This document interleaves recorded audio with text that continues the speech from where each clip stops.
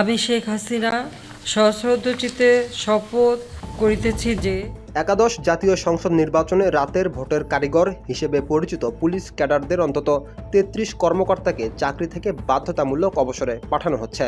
BCS ২০তম ব্যাচের এসব কর্মকর্তা নির্বাচনের সময় পুলিশের গুরুত্বপূর্ণ পদ ও জেলা পুলিশ সুপার ছিলেন। তাদের মধ্যে কয়েকজন সাময়িক বরখাস্ত হলেও বেশিরভাগই বিশেষ ভারপ্রাপ্ত কর্মকর্তা অবস্থায় আছেন। তাদের চাকরির বয়স ২৫ বছর পূর্ণ হওয়ায় বিতর্কিত নির্বাচনে বিশেষ ভূমিকা ও জুলাই গণ অভ্যুত্থান বিরোধী কর্মকাণ্ডের জন্য অবসরে পাঠানোর সিদ্ধান্ত নিয়েছে সরকার। শীঘ্রই এ বিষয়ে প্রজ্ঞাপন জারি করবে স্বরাষ্ট্র মন্ত্রণালয়। এছাড়া ওই সময় বিভিন্ন জেলায় দায়িত্বে থাকা অন্তত ৩৩ জন জেলা প্রশাসক বাধ্যতামূলক অবসরে পাঠানো হতে পারে। একই ব্যাচের বিসিএস প্রশাসন ক্যাডারের এসব কর্মকর্তা ২০১৮ সালে জাতীয় নির্বাচনে রিটার্নিং কর্মকর্তা ছিলেন।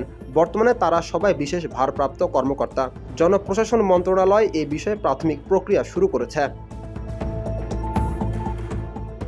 জনপ্রশাসন ও স্বরাষ্ট্র মন্ত্রণালয়ের একাধিক কর্মকর্তা প্রায় অভিন্ন তথ্য দিয়ে জানিয়েছেন, ১ বছরের বেশি সময় ধরে একাদশ জাতীয় সংসদ নির্বাচনের সময় দায়িত্ব পালনকারী ডিসি ও এসপিদের ওএসডি করে রাখা হয়েছে। তাদের চাকরির বয়স ২৫ বছর পূর্ণ হওয়ায় এখন বাধ্যতামূলক অবসরে পাঠানোর নীতিগত সিদ্ধান্ত নেওয়া হয়েছে। এর আগে গত বছর ২০ ফেব্রুয়ারি আওয়ামী লীগ সরকারের সময় ২০১৪ সালের বিতর্কিত নির্বাচনের দায়িত্ব পালন করা ২২ জেলা প্রশাসককে বাধ্যতামূলক অবসরে পাঠায় অন্তর্বর্তী সরকার। জানা গেছে, ২০১৮ সালের জাতীয় নির্বাচনের সময় ৬৪ জন এসপির মধ্যে বিসিএস ২০তম ব্যাচেরই অন্তত ২৯ জন ছিলেন। এর বাইরে একই ব্যাচের আরও ৪ জন এসপির পদমর্যাদার কর্মকর্তা পুলিশের গুরুত্বপূর্ণ পদ থেকে রাতের ভোটের কারসাজিতে বিশেষ ভূমিকা রেখেছেন।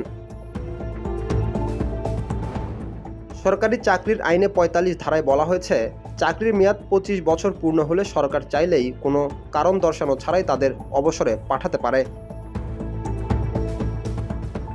রাকিব হাসান, ইত্তেফাক নিউজ।